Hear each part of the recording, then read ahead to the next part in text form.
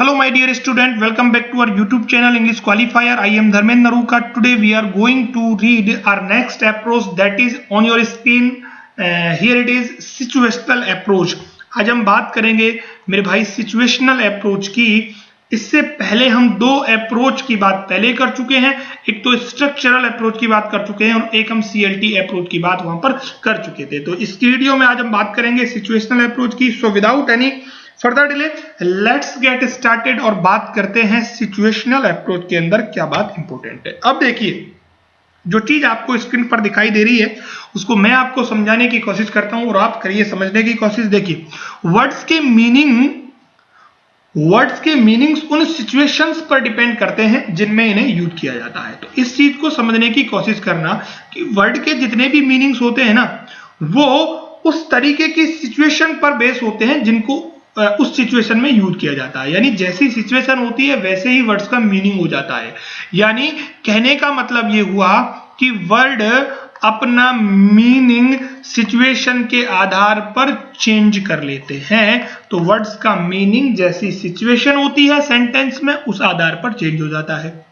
अब करना क्या है, अतः टीचर स्टूडेंट को मीनिंगफुल कम्युनिकेशन कन्वे करने के लिए, समझने के लिए कुछ रियल लाइफ सिचुएशन क्रिएट करनी चाहिए या करते हैं. यानी कहने का मतलब ये हुआ कि अब समझने का सबसे अच्छा जरिया ये है कि इस तरीके की कुछ रियल लाइफ सिचुएशन क्रिएट किए जाएं जिसमें टीचर और स्टूडेंट दोनों मीनिंगफुल कम्युनिकेशन को कन्वे कर पाए.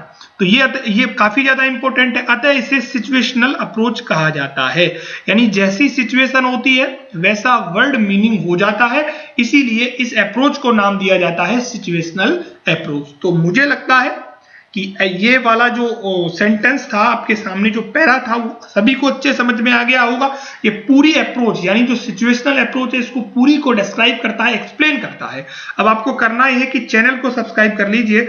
जिन नए स्टूडेंट्स ने चैनल को सब्सक्राइब नहीं किया और जो पुराने ने कर रखा है वो अपने दोस्तों के साथ शेयर कीजिए ताकि मुझे थोड़ा सा बूस्ट मिलता रहे, सपोर्ट मिलता रहे और मेरा जो मोरल है वो डाउन नहीं हो, बढ़ता रहे. चलिए अब बात करते हैं इससे जुड़े कुछ अदर फैक्टर्स की, कैरेक्टरिस्टिक्स की. और स्क्रीन पर आ रही है वो विशेषता. नंबर 1 है it Mphasis on drill together with revision.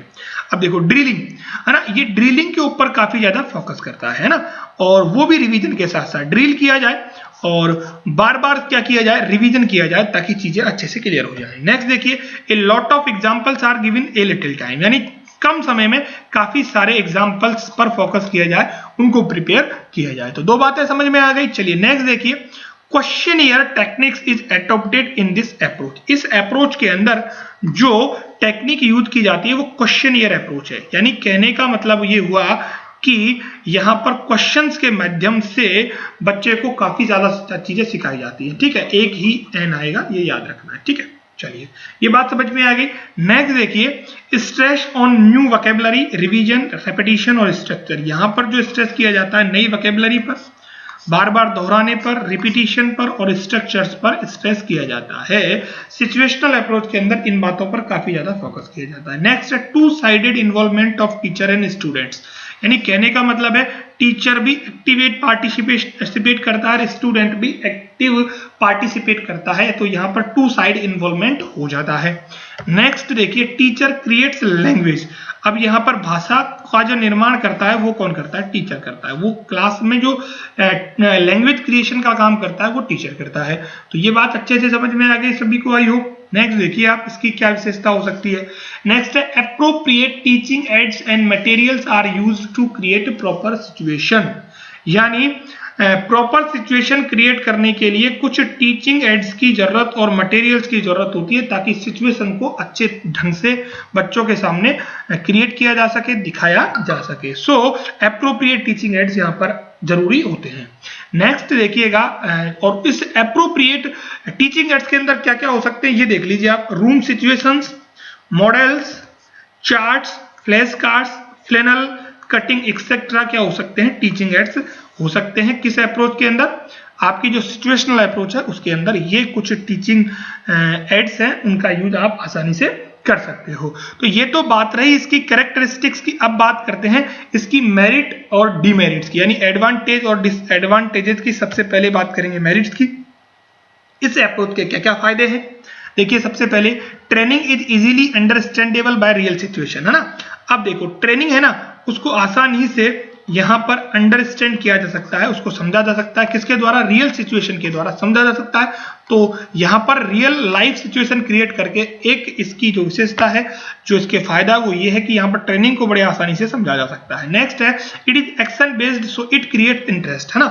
ये जो अप्रोच है ये एक्शन बेस्ड है, तो इसीलिए ये काफी ज्यादा इंटरेस्टिंग होती है, तो ये भी इसकी एक मेरिट हो जाती है। नेक्स्ट है this approach emphasise on learning by play and learning through hearing. अब देखो इस अप्रोच का जो मूल मंत्र है वो ये है कि यहाँ पर लर्निंग होती है वो खेल खेल में होती है, सुनकर होती है। सो ये अप्रोच काफी ज्यादा इंपॉर्टेंट है क्योंकि ये लर्निंग बाय प्ले और लर्निंग थ्रू हियरिंग पर ज्यादा फोकस करती है। So this is also an advantage of this approach। and next is students are active learners। ये सबसे इंपॉर्टेंट है कि इसमें एक्टिव का सीधा सीधा पार्टिसिपेशन होता है, वो एक्टिव लर्नर्स की तरह काम करते हैं।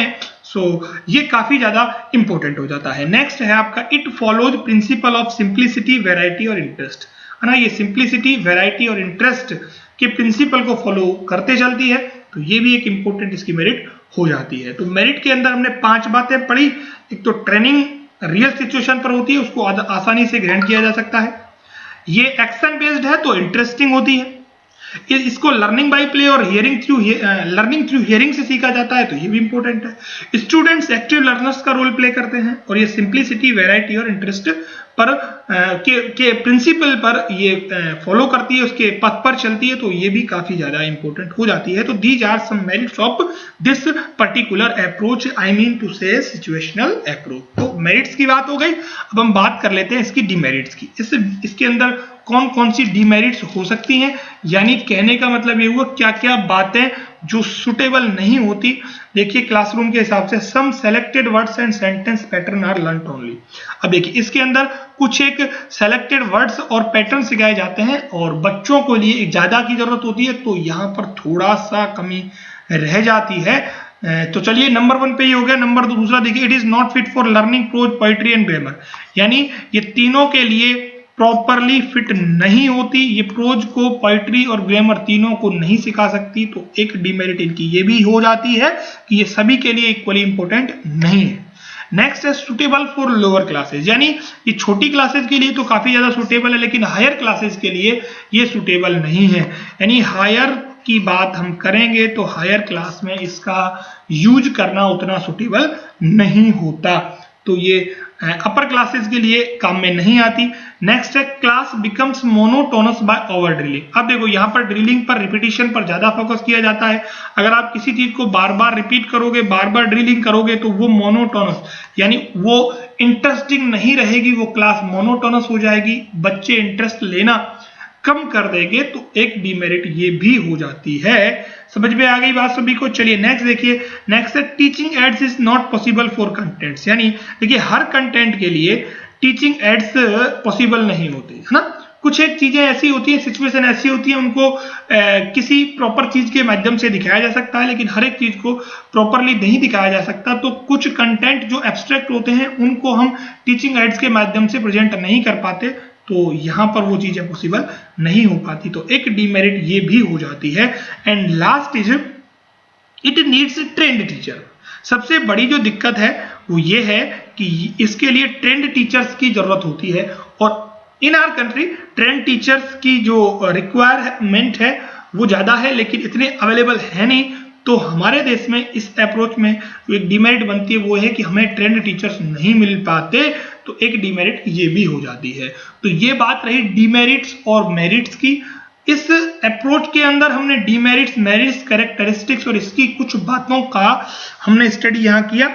ऐसी वीडियोस मैं पहले भी 2 आपको इस अप्रोच से संबंधित अपलोड कर चुका हूं, तो उनको आपको जरूर देखना है। चीजों को समझने की कोशिश करना है, क्वेश्चन पर पहुंचना है, आंसर यहां से मिलेगा ही मिलेगा। ज्यादा तो नहीं, लेकिन मैं आपको प्रॉमिस कर सकता हूं कि जितने भी क्वेश्चन अप्रोच से पूछे जाएंगे, तो इन ही जो वीडियोज है इनमें से डेफिनेटली आपको क्वेश्चंस 100% आपको मिलने वाले हैं। सो वीडियोज को पूरी देखना है, दोस्तों के साथ शेयर करना है, चैनल सब्सक्राइब अब तक नहीं किया तो जरूर करना है। चलिए आज के वीडियो में इतना ही, जल्दी मिलते हैं एक नए वीडियो के साथ। तब तक के लिए thank you so much and have a good luck.